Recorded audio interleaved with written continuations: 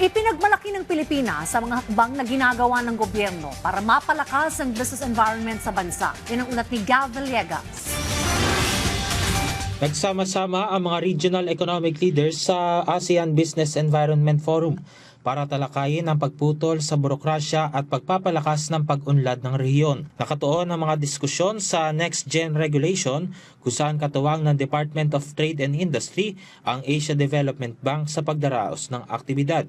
Ayon kay DTI Secretary Maria Cristina Roque, nagkakaisa ang mga ahensya ng pamahalaan para mapaganda ang pagnenegosyo sa bansa sa ilalim ng administrasyon ni Pangulong Ferdinand R. Marcos Jr.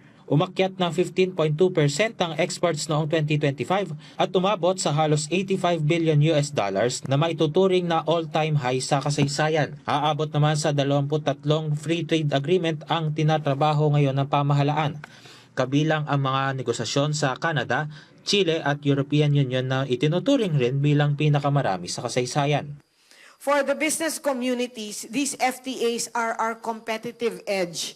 Over 70% of our exports now reach partner markets through agreements allowing Filipino products to enter international market. Therefore, our products and industries now, this is a big boost to the world market. So, napaka-importante ang FTA para sa ating Pangulo. This is very important for our President. So we are an equal playing field now in the global market. May mga hakbang ang pamahalaan para maibsan ang epekto ng kaguluhan sa Middle East at matiyak ang business continuity at consumer protection. Kabilang ang mahigpit na price monitoring at agarang pag-deploy ng mga contingency measure. Ayon naman kay ADB Vice President for East and Southeast Asia and the Pacific, Scott Morris, bumibilis ang pagbabago ng ekonomiya kung saan gumagawa na ng long-term investment decisions ang mga malalaking negosyo. Layon ng ASEAN Economic Community Strategic Plan na gawing mas attractive investment destination ang Timog Silangang Asya sa pamamagitan ng mas maayos na regulation at connectivity. Dagdag ni Morris na bagamat may pag-usad, may mga bansa pa rin sa ASEAN na nahuhuli sa global competitiveness. Dito sa Pilipinas, nakikipagtulungan ng ADB sa DTI, Anti-Red Tape Authority, Board of Investments at DICT para sa mas transparent, streamlined at digitalized na business environment. As ASEAN moves into a new phase of implementation under Vision 2045, ADB is stepping up its support for regional dialogue, investment, and cooperation across the region. This year, we are working closely with the government of the Philippines in support of its ASEAN chairship priorities, including initiatives that strengthens the region's competitiveness and investment climate.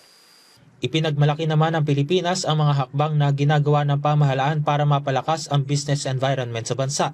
Dito ay ibinahagi ng Anti-Red Tape Authority na nagawa ng ahensya na mas streamline ang permitting process ng telecommunications at renewable energy sector. Naglalagay na rin ang ARTA ng mga business one-stop shop sa mga lalawigan sa bansa. Isa rin anya sa mga pinakamabisang paraan para labanan ng red tape at korupsyon sa bansa ay ang pagkakaroon ng electronic business one-stop shop. Ngayong taon, nakatuon rin ang ARTA sa digitalization kung saan nakapag-develop ang ahensya ng isang platform na layong siguruhin na nababantayan at naipapatupad ng maayos ang mga proseso ng pamahalaan. Best evidence that when you make it easier for businesses to get their business permits, they will voluntarily register their business and pay the right amount of revenues. If we fully implement this program across the country, meaning that our target is all local government units must have this electronic business one-stop shop, this will not only drive the economy forward by attracting more investors, but this will even provide more business and employment opportunities for our people. Gab Humilde Villegas para sa Pambansang TV sa Bagong Pilipinas.